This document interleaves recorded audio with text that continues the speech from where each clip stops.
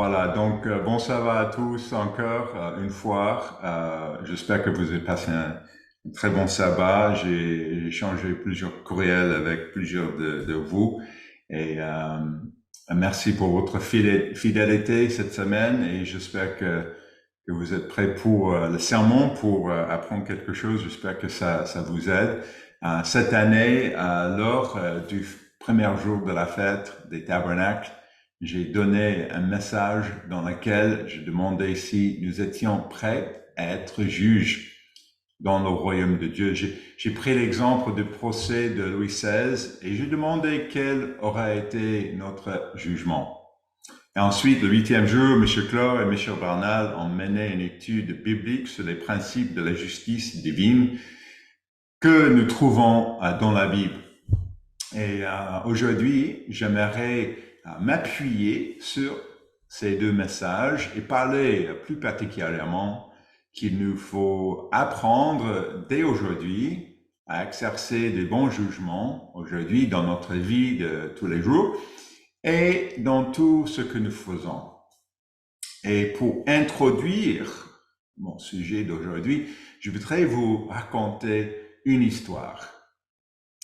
Il y a bien longtemps, dans une galaxie lointaine, très lointaine, c'est ainsi que se présente le tout début des films de la Star Wars, la guerre des étoiles, produit par George Lucas au cours de 45 dernières années. Mais je voudrais plutôt vous parler de la véritable guerre des étoiles qui s'est déroulée il y a bien longtemps avant la création de l'homme, d'humanité. En ce temps reculé, Dieu le Père et Jésus-Christ existaient. Ils ont créé les cieux et les terres et nous savons d'après Job 38, verset 7, que les anges existaient déjà et qu'ils ont chanté de joie lors de cette création. Les anges existaient avant nous et ils ont été créés à partir de l'esprit et non de choses physiques. Ils ont servi les desseins de Dieu pendant une période dont nous ne connaissons pas la longueur. Puis quelque chose s'est produit. Reportez-vous s'il vous plaît à Jude 5 et verset 6. Il y a seul un chapitre à Jude, donc c'est chapitre 1, verset 5 à 6. Nous lisons versets 5 et 6 ici. Jude, c'est le livre juste avant l'Apocalypse. Jude 5, verset 6, et nous lisons ici l'histoire des anges. Il commence avec un autre sujet, mais pour comprendre le contexte, je vais commencer au verset 5. Il dit, je veux vous rappeler, à vous qui savez fort toutes ces choses, que le Seigneur, après avoir sauvé le peuple et l'avoir tiré du pays d'Égypte, fit ensuite périr les incrédules, qu'il a réservé pour le jugement du grand jour, enchaînés éternellement par les ténèbres, les anges, qui n'ont pas gardé leur dignité, mais qui ont abandonné leur propre demeure. Apocalypse 12, verset 4 nous dit que Satan a détourné de Dieu un tiers des anges. L'apôtre Pierre écrit également que Dieu n'a pas épargné les anges qui ont péché et qu'il les a réservés pour le jugement. Les anges, en tant qu'êtres spirituels, ont péché et rejeté leur vocation. Ils ont fait preuve d'un très mauvais jugement et cela leur a coûté leur relation avec Dieu. Nous voyons donc dans ce passage que les êtres spirituels peuvent faire preuve d'un mauvais jugement. Pensez-nous que nous deviendrons des êtres spirituels sans avoir appris maintenant dans cette vie à penser, à discerner et à juger comme Dieu nous dit de la faire. Le point essentiel que je retiens de l'histoire des anges est que Dieu a choisi de leur donner le libre arbitre, ce qui, dans certains cas, les a conduits à prendre de mauvaises décisions et à faire preuve d'un mauvais jugement. Nous ne sommes pas différents. Nous avons le libre arbitre et Dieu nous permet de prendre des décisions. Nous sommes ses enfants. Et tout comme les enfants deviennent des adultes et font leurs propres choix, Dieu nous permet de faire nos propres choix. Ainsi, en ce qui concerne l'apprentissage de la justice, nous devons comprendre que Dieu veut que nous apprenions de précieuses leçons maintenant, afin que nous puissions les importer avec nous, parce que nous deviendrons des êtres spirituels et ses enfants dans le royaume de Dieu. Nous ne recevrons pas de pouvoir magique, entre guillemets. Après notre résurrection en tant qu'être spirituel, nous ne recevrons pas une sagesse parfaite d'un seul coup. Ça, c'est important, d'un seul coup. Tout comme Dieu n'a pas donné aux anges une sagesse et un discernement parfait. On peut supposer que les anges ont dû apprendre et développer un bon jugement et qu'il en est de même pour nous. Nous devrions utiliser notre temps maintenant pour étudier la parole de Dieu et apprendre à appliquer ses principes afin d'être prêts à juger les nations quand le moment viendra. L'un des enseignements de longue date de l'Église est qu'au cours des 3 ans et demi précédant le retour de Jésus-Christ, nous serons emmenés dans un lieu de sécurité et de formation finale où nous aurons l'occasion de recevoir un enseignement plus approfondi. Ça, c'est très bien, mais nous devons apprendre les leçons dès maintenant. C'est pourquoi aujourd'hui, je veux parler de la façon dont nous devons apprendre à juger avec sagesse. Dans ce sermon, nous allons parler de notre rôle futur et présent dans l'exercice du jugement et du fait de ne pas nous mettre à la place de Dieu en exerçant nos jugements. Et après cela, nous allons discuter 3 principes spécifiques d'un jugement biblique saint. Donc ça, c'est le sujet aujourd'hui, et lorsque nous aurons terminé, j'espère que vous aurez envie d'approfondir ce sujet et que chacun d'entre nous commencera à appliquer ces principes. Voilà, donc pour commencer, notre premier point, quel est notre rôle futur et présent dans l'exercice de jugement? Reportez-vous s'il vous plaît à l'Apocalypse 20 et verset 4. Apocalypse 20, ça c'est le même passage que j'ai cité lors de la fête cette année, mais je crois qu'il est un bon endroit de commencer. Apocalypse 20, verset 4, quelques pages après Jude, nous lirons verset 4, juste verset 4 ici. « Et je vis des trônes, et ceux qui s'y assirent fut donné le pouvoir de juger. Et je vis les âmes et ceux qui avaient été décapités à cause du témoignage de Jésus et à cause de la parole de Dieu, et de ceux qui n'avaient pas adoré la bête ni son image, et qui n'avaient pas reçu la marque sur leur front ni sur leurs mains. Ils revinrent à la vie et ils régnèrent avec Christ pendant 1000 ans. » Nous avons lu ce passage ensemble pendant la fête. Ce verset indique clairement que nous serons assis sur des trônes pour exercer le jugement. Tel est notre rôle futur. Mais qu'est-ce que cela signifie? Qu'est-ce que cela signifie que nous jugerons? Le mot jugement, ici au verset 4, est le mot grec krima. Krima. K-R-I-M-A. Krima. Qui signifie un jugement, un verdict ou une affaire en justice.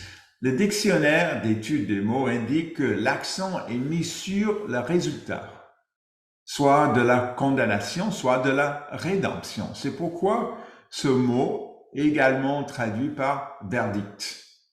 C'est un mot qui met l'accent sur les résultats, les conséquences dans un sens, mais les bonnes conséquences, c'est droit à dire. L'important est que le jugement ait des conséquences durables. C'est le but ultime. C'est en fin de compte ce que nous devons être prêts à faire. Mais comment relier cette règle à notre rôle actuel? Mais regardez ce que Paul avait dit à l'Église dans 1 Corinthiens 6 et verset 1. Donc, reportez-vous s'il vous plaît maintenant. Première lettre à l'Église à Corinthe, 1 Corinthiens 6, verset 1. Nous allons lire verset 1 à 6 ou 7 ici. 1 Corinthiens 6, à partir du verset 1, pour comprendre notre rôle actuel maintenant. Et ça, c'est le lien entre ce rôle dans le futur et notre rôle maintenant. L'un d'entre vous, lorsqu'il est indifférent avec un autre, ose-t-il plaider devant les injustes et non devant les saints? C'est une question. Ne savez-vous pas que les saints jugeront le monde? Et si c'est par vous que le monde est jugé, êtes-vous indigne de rendre les moindres jugements? Verset 3. Ne savez-vous pas que nous jugerons les anges? Et nous ne jugerons pas, et plus forte raison, les choses de cette vie. Chaque fois que le mot jugement est décrit ici, Paul utilise un mot différent. Il utilise le mot krino, K-R-I-N-O, qui vient de termes séparés. Et il y a un mot lié dans un sens avec l'autre mot, mais c'est un mot différent la différence, c'est que ça veut dire que examiner une situation pour déterminer les faits ou décider de ce qui est le mieux. C'est un mot différent que parle davantage de la compréhension des détails et de la prise d'une décision sur la base de ces détails. Alors que Apocalypse 1 parle plutôt d'être impliqué dans la décision finale. Paul a compris que les jugements d'aujourd'hui concernent des litiges entre personnes.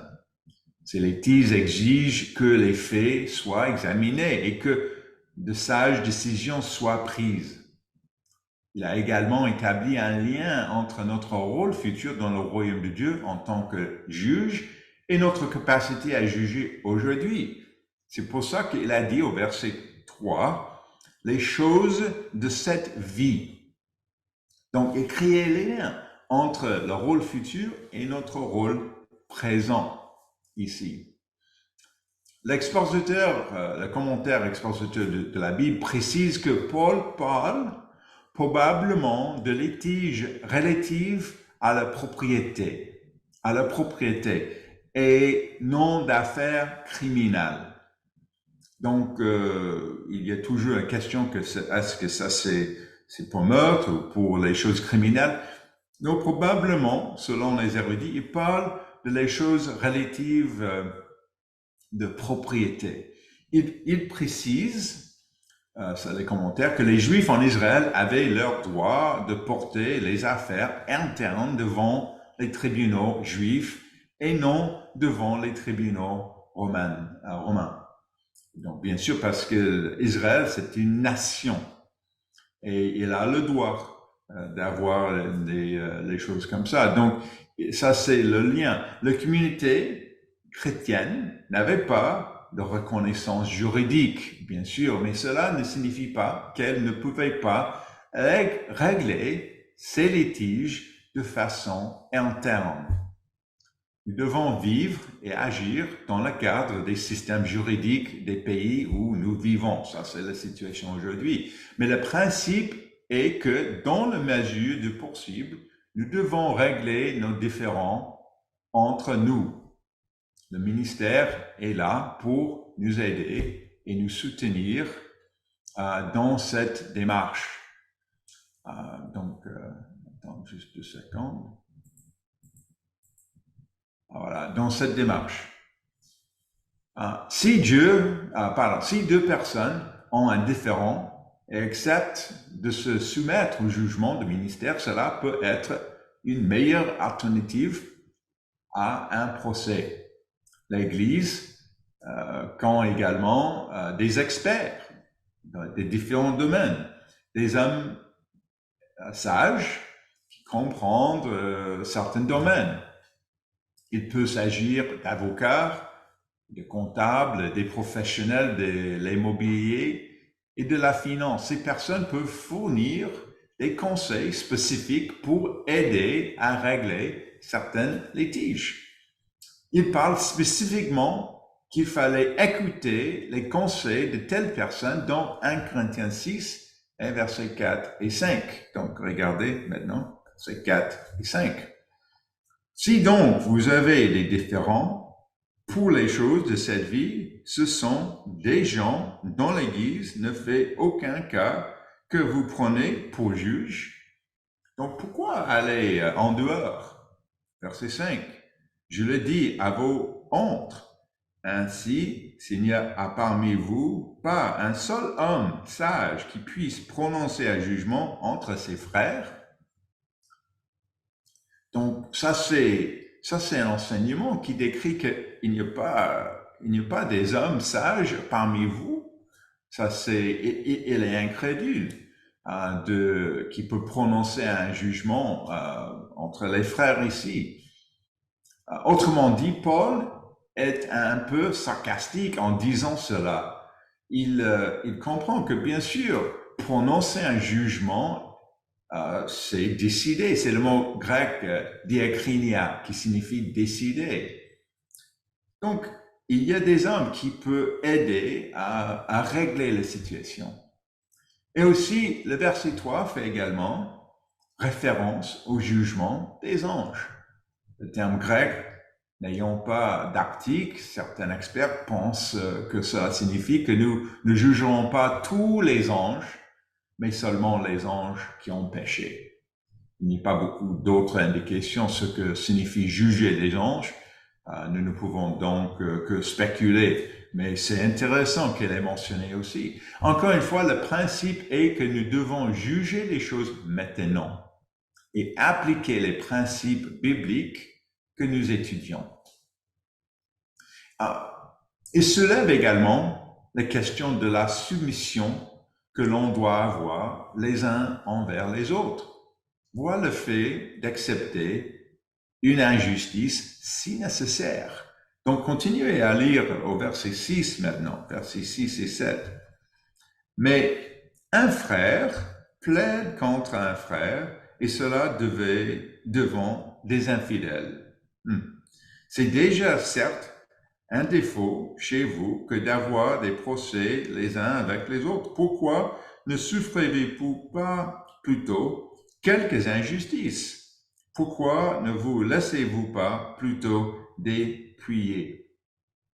Ainsi, apprendre à exercer un bon jugement, c'est aussi savoir se soumettre les uns aux autres dans l'amour et même accepter certaines injustices pour un plus grand bien.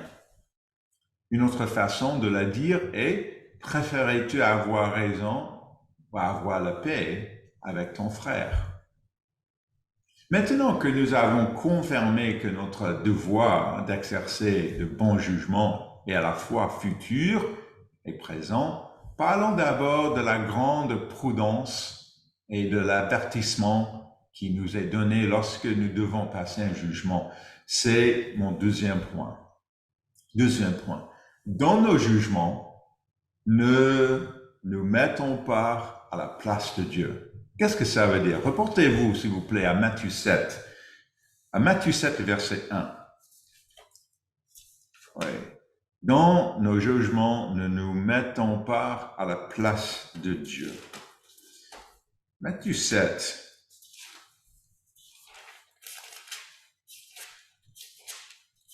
Et verset 1.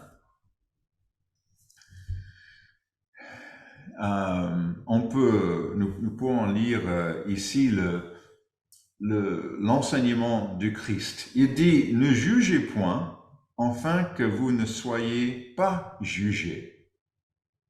Le mot pour juger ici est le même mot, krino, que celui utilisé par l'apôtre Paul.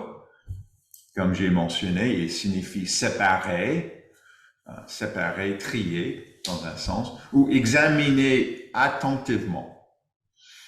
Nous lisons cette phrase et souvent les gens s'arrêtent là et disent « Je ne peux pas juger personne. Hein? » C'est ce que dit la Bible.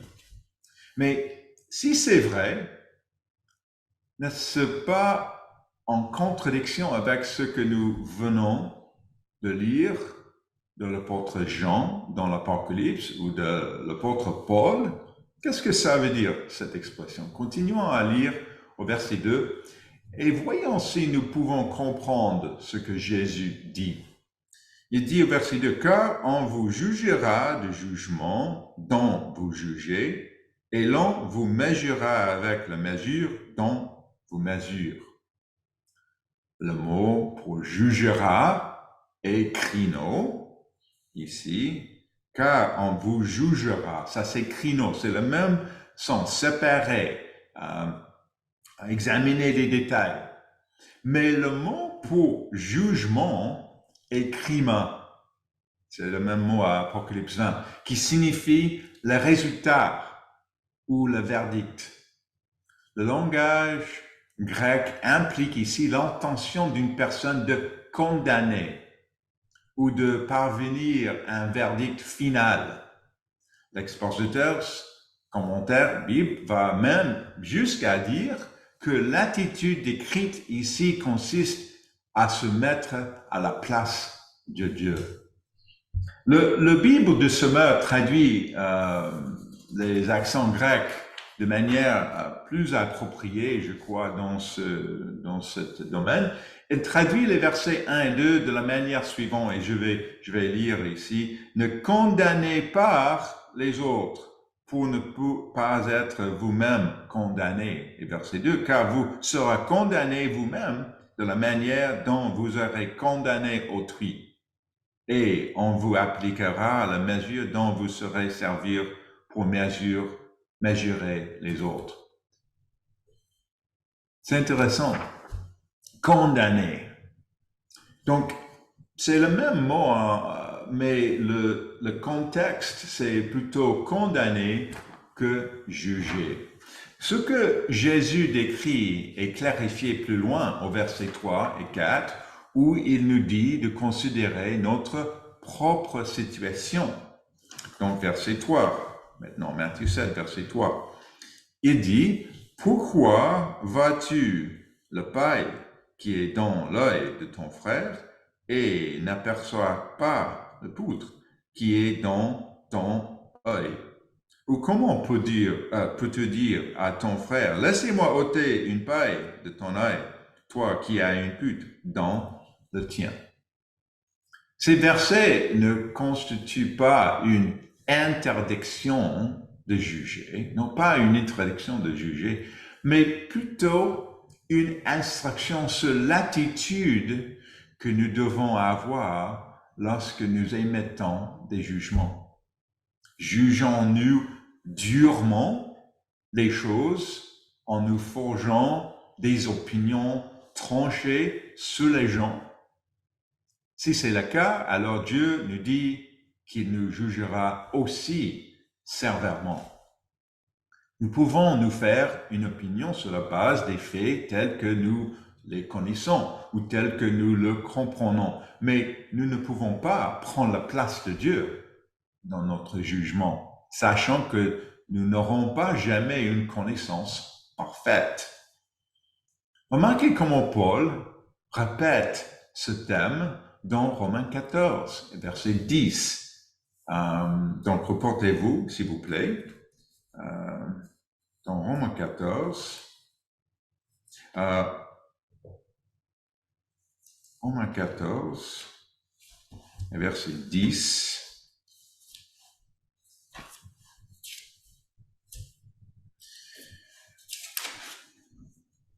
Et Je vais, oui, je vais lire ces versets dans la Bible de Sommer aussi, car je pense qu'il résume bien l'idée. Il dit ici, et toi, pourquoi condamnes-tu ton frère? Ou toi, pourquoi méprises-tu ton frère? Ne devons-nous pas tout comparaître devant le tribunal de Dieu? Car il écrit, assez vrai que je vis, dit le Seigneur, tout genou pleurera ou se fléchira devant moi, et toute langue me reconnaîtra comme Dieu, ainsi comme chacun de nous rendre compte à Dieu pour lui-même. Lorsqu'il s'agit de porter des jugements sur nos frères et sœurs dans l'Église, ce verset devrait nous arrêter dans notre élan et nous aider à réaliser que nous devons être miséricordieux et bons. Et maintenant que nous avons compris qu'il faut apprendre à juger maintenant pour se préparer à notre rôle futur, et parlons de quelques principes très précis tirés de la Bible. Je vais aborder 3 principes dans ce sermon, comme j'ai mentionné. Ces principes figurent sur la liste qui vous a été remise par M. Clore lors de l'étude biblique du 8e jour. Donc peut-être vous avez déjà étudié quelques principes comme ça. Le premier principe est le suivant. Premier principe est le suivant. Discuter avec notre frère. Discuter avec notre frère. Notre frère ou sœur, hein, frère aîné, frère physique, frère physical, spirituel. Donc ça c'est le sens de frère dans mon point ici. Donc reportez-vous s'il vous plaît à Matthieu 18. Matthieu 18 et verset 15. Matthieu 18 et verset 15. C'est très connu. Nous allons lire juste le verset 15 pour l'instant. Matthieu 18 et verset 15. Si ton frère a péché, va et reprends-le entre toi et lui seul. S'il t'écoute, tu as gagné ton frère. La version de Louis II ici a omis quelque chose de très important. De nombreuses autres versions françaises disent « si ton frère a péché à ton égard », pas seulement si ton frère a péché. Cela fait une grosse différence. Vous pouvez regarder le Darby, le Bible de Sommer, Bible en français courant et toutes sortes d'autres versions. Donc, je crois que ça aide à comprendre la signification de ce verset. Je pense qu'il s'agit de l'un des versets bibliques les plus mal compris. Lorsque nous lisons ce verset, nous pensons souvent que nous avons raison et que notre frère a tort et qu'il suffit de lui dire qu'il a tort. Mais nous venons de lire l'enseignement de Christ selon lequel nous ne devons pas condamner notre frère. Nous devons donc considérer les deux enseignements ensemble. Peut-être notre frère a-t-il péché contre nous, mais il se peut que nous ayons aussi péché contre lui. Peut-être avons-nous tous deux des choses à admettre. Notre frère a peut-être péché contre nous, mais il y a des circonstances qui ont conduit à cela et que nous devons entendre. Ou peut-être pensons-nous que notre frère a péché contre nous alors que cela n'est pas tout le cas. Si nous voulons appliquer de bons principes de jugement, nous devons commencer par chercher à comprendre les faits, ce qui signifie écouter. Vous regardez souvent ce verset et pensons qu'il s'agit d'une voix à sens unique. Voilà, je vais parler avec mon frère parce qu'il a tort. Un sens unique où c'est nous qui lui disons. Mais une bonne chose, une bonne communication et un bon jugement exigent une écoute active à la volonté d'entendre ce que nous avons fait de mal. Je pense que nous puissions appliquer le principe de Matthieu 18, verset 15 ici, sans d'abord appliquer le principe de Matthieu 7, verset 1 et 2. Si nous avons déjà condamné notre frère avant d'aller le voir, nous n'avons que la peine et de la douleur dans cette conversation et nous en serons déçus. Lorsque nous parlons de nos préoccupations avec notre frère, nous devons appliquer Matthieu 7, verset 2 et écouter notre frère pour nous aider à voir le poutre qui est dans notre propre œil. Regardez maintenant au verset 16 pour voir un autre principe de jugement sage.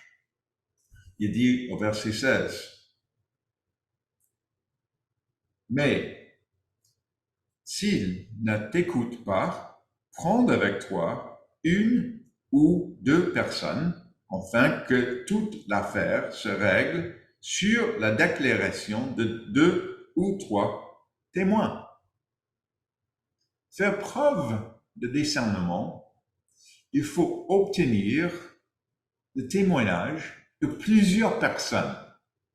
Nous devons obtenir différents points de vue. Encore une fois, nous appliquons souvent ce verset comme une voix à sens unique. Je le dis à mon frère et à 2 ou 3 de mes amis. Mais qui sont ces témoins? Sont-ils impartiaux? Sont-ils des personnes que votre frère respecterait? Sont-ils capables d'écouter les deux parties? Et que se passe-t-il si les 2 ou 3 témoins confirment notre point de vue sur le péché de notre frère, mais qu'ils voient aussi que nous aussi, nous avons des torts? Allons-nous prendre leurs recommandations tout aussi au sérieux? Et que se passe-t-il si ces témoins ne sont pas d'accord avec nous? Allons-nous chercher d'autres témoins? De nombreux membres de notre association française savent que nous avons récemment signé un contrat avec un commissaire aux comptes pour examiner les états financiers de notre Église, notre association. Selon les règles gouvernementales, nous avons dépassé certaines seuils financiers et cela est maintenant nécessaire. Notre contrat est d'une durée de 6 ans. Notre contrat est duré d'une 6 ans et ce contrat doit être approuvé par l'association. J'espère qu'on peut le faire dans quelques mois pour être approuvé. Mais pourquoi 6 ans? Pourquoi 6 ans? Parce que si le commissaire aux comptes nous dit quelque chose que nous n'aimions pas, le gouvernement ne veut pas que nous le renvoyions. Nous devons écouter et faire ce que cet expert recommande sur la base de son jugement professionnel. Ils sont tenus de respecter une norme et nous sommes tenus de respecter une norme. Écouter 2 ou 3 témoins, c'est la même chose. Parfois, les témoins sont d'accord avec nous. Parfois, ils ne le sont pas. La façon dont ils réagissent lorsqu'ils ne sont pas d'accord avec nous, on dit long sur notre attitude. Suite au verset 17 maintenant. Verset 17 maintenant. S'ils refusent de les écouter, dis-le à l'Église. Et s'ils refusent aussi d'écouter l'Église, qu'il soit pour toi comme un païen et un publicain. Je vous le dis en vérité, tout ce que vous lirez sur la terre sera lié dans le ciel, et tout ce que vous délirez sur la terre sera délié dans le ciel. Je vous dis encore que si Dieu d'entre vous s'accorde sur la terre pour demander une chose quelconque, elle leur sera accordée par mon Père qui est dans les cieux. Et il finit avec cette chose, car là où 2 ou 3 sont assemblés en mon nom, je suis au milieu d'eux. Il y a ici 2 enseignements importants. Premièrement, nous devons, en tant que frères et sœurs, nous soumettre au jugement réfléchi de l'Église. Les 2 parties doivent se soumettre. Les versets 19 et 20 sont intéressants car de nombreux érudits pensent que le vous ici fait référence aux parties opposées. Les 2 ou 3 personnes désignées ici, ceux qui ont un différent. Si elles parviennent et à un accord en particulier avec coopération avec l'Église, cet accord sera béni par Dieu dans le ciel. Dieu veut que ses enfants règlent les choses avec son aide. Le Christ enseigne que nous tournons vers lui pour qu'il soit impliqué dans ces questions de jugement. Intéressant. En résumé, ces versets nous enseignent qu'il faut aller vers la personne qui nous pose problème et avoir une conversation ouverte. Ces versets nous enseignent qu'il faut juger sur la base des témoignages de 2 ou 3 témoins. Et ces versets nous enseignent à chercher une solution en recherchant la direction de Dieu. Je dois ajouter que parfois, même dans l'Église, il y a des personnes avec qui nous ne pourrions pas résoudre certains problèmes relationnels, même si nous mettons en pratique tous les principes cités ici, avec humilité, bonté envers la personne, car si une personne a de l'orgueil, elle va insister sur sa position. Et nous devons alors accepter que seul Dieu pourra juger ou toucher le cœur de cette personne à sa manière et à son temps. Pour nous, c'est là que nous devons parfois subir le caractère d'une autre personne en décernant le problème, mais en laissant à Dieu le soin de tirer un verdict et une conclusion. Tout cela requiert énormément de sagesse, de patience, d'humilité devant Dieu. Lui demander de nous aider à discerner spirituellement ce qui se passe. D'abord en nous, ensuite chez l'autre, et ensuite mettre les choses entièrement entre ses mains. Donc, j'espère que ça aide un petit peu de comprendre le premier principe de jugement, d'aller vers notre frère, d'avoir une discussion avec notre frère spirituel, physique, notre sœur, bien sûr. Passons au point suivant. L'impartialité. L'impartialité. Notre deuxième principe ici, éviter les préjugés. Éviter les préjugés. Reportez-vous s'il vous plaît à Jacques 2. Jacques, chapitre 2 et verset 1. Jacques, après le livre d'Hébreux. Jacques 2, verset 1. Mes frères, que votre foi en notre glorieux Seigneur Jésus-Christ soit exemple de tout favoritisme. Et maintenant, il va partager un exemple pour nous de favoritisme. Supposez, en effet, qu'il entre dans votre assemblée un homme avec un anneau d'or, un habit magnifique, et qu'il y a entre aussi un pauvre, misérablement vêtu. Si ton nom vous regarde vers celui qui porte l'habit magnifique, vous lui dites, toi, assis-toi ici à cette place d'honneur. Et si vous dites au pauvre, toi, tiens-toi là, debout, ou bien, assis-toi au-dessus de mon marchepied. Verset 4. Ne faites-vous pas en vous-même une distinction et n'êtes-vous pas des juges aux pensées mauvaises? Écoutez, mes frères bien-aimés, Dieu n'a-t-il pas choisi les pauvres aux yeux du monde pour qu'ils soient riches à la fois et hérités du royaume qu'il promit à ceux qui l'aiment? Donc, ça c'est peut-être pour nous cet exemple est peut-être c'est un petit peu difficile de comprendre. Il se peut que nous lisons cela et que nous décidions de conclure sur la base de l'exemple donné que nous ne comporterons jamais de la sorte. À l'époque, les inégalités de revenus étaient beaucoup plus importantes qu'aujourd'hui. Traiter une personne riche plus favorablement pouvait vous permettre de manger un repas supplémentaire par jour. Si cette personne riche vous donnait de l'argent en plus pour vos efforts de bien les traiter, si vous vous liez d'amitié avec cette personne, ça pouvait peut-être changer toute votre vie.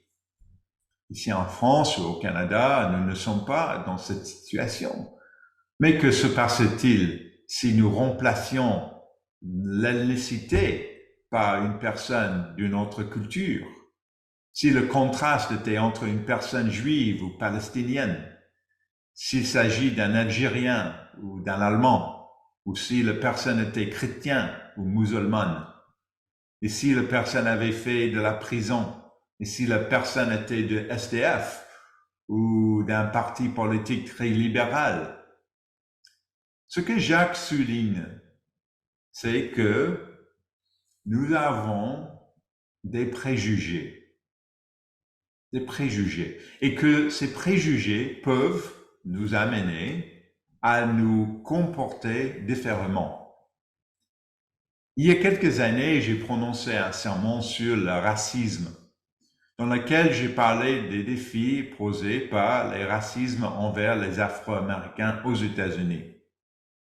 Et après le sermon, une personne assez âgée est venue me voir et m'a dit qu'elle ne pensait pas avoir un problème de racisme, mais qu'elle pensait seulement qu'elle devait faire très attention avec les personnes de confession musulmane. Elle m'a dit qu'elle croyait qu'un musulman pourrait la tuer. Oui, la tuer. Nous avons eu une discussion ouverte et elle a admis qu'elle avait très peur des personnes de confession musulmane compte tenu de tout ce qu'elle avait vu dans les journaux. Elle était honnête. Pour être des bons juges, nous ne pouvons pas laisser les stéréotypes influencer nos décisions.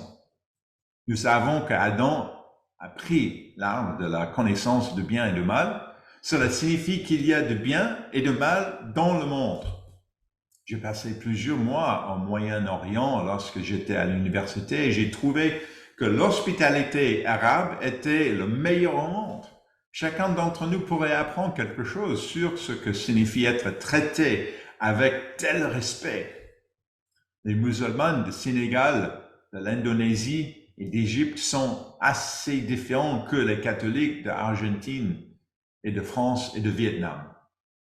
Nous sommes des individus issus de milieux différents et avons tous des expériences différentes. Nous devons comprendre nos préjugés et les confronter activement pour nous assurer que nous traitons toutes les personnes avec respect. Examinons alors un dernier principe, notre troisième principe. Troisième principe ici, se méfier de la justice populaire.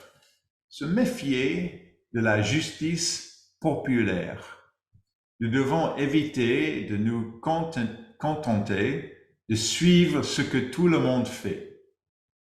Pour se forger une opinion sur quelque chose, il faut analyser soigneusement tous les faits. Donc, reportez-vous s'il vous plaît à l'Exode 23. L'Exode 23 et verset 2. L'Exode 23 et verset 2. Ça, c'est juste 3 des principes. J'ai oublié le nombre de principes qui est sur la liste de M. Clore et M. Bernal. Je crois qu'il y a une douzaine. Donc, j'espère que vous pouvez passer d'autres temps pour étudier les autres, mais ça, j'ai juste tiré 3. L'Exode 23 et verset 2. Tu ne suiviras point la multitude pour faire le mal, et tu ne déposeras point dans un procès en te mettant de côté du grand nombre pour violer la justice. Nous sommes le produit de notre culture et des informations que nous recevons. De nombreuses questions complexes nous entourent et il est très facile de laisser influencer par l'un ou l'autre camp. Les choses sont vraiment simples. À ce moment, la guerre fait rage au Moyen-Orient et en Europe. Des élections politiques ont lieu dans différents pays. Nous venons de sortir d'un verrouillage mondial lié au Covid. Ces événements vont se poursuivre et ils risquent de nous diviser. Il nous est demandé d'observer les événements mondiaux et de nous préparer spirituellement au retour de notre Messie. Surveiller les événements mondiaux signifie également veiller et à ne pas se laisser entraîner par les mouvements populaires ou à ne pas faire de mauvais jugements concernant certaines nations ou certaines couches sociales différentes de nous, soit parce que les gens sont plus riches ou peut-être parce qu'ils sont sans abri. Nous devons veiller à la façon dont nous jugeons les situations en refusant de forger une opinion sur la base de quelques faits. Si nous voulons avoir une opinion sur quelque chose, nous devrions lire et étudier des sources d'informations variées et divergentes plutôt qu'un uniquement ceux qui confirment déjà nos propres idées. Nous aurons besoin de parler à diverses personnes de milieux différents. Si nous ne parlons qu'avec nos amis et si nous ne lisons que certaines sources d'infos, nous risquerons de tomber dans le piège décrit dans ce verset. Nous risquerons de mal juger une situation. Si nous pensons qu'il nous est impossible de vraiment savoir la vérité, car elle est parfois élusive, alors choisissons de ne pas juger de cette situation. Choisissons de réserver notre jugement ou de ne pas répéter des choses improuvables comme si elles étaient la vérité. Voilà, il y a tant de choses à discuter lorsqu'il s'agit de faire preuve de discernement. Mais j'espère que nous nous souviendrons des points essentiels ici. Nous sommes appelés à apprendre à juger maintenant. En devenant des êtres spirituels, nous n'allons pas recevoir de pouvoir magique qui nous donnera une sagesse parfaite d'un seul coup.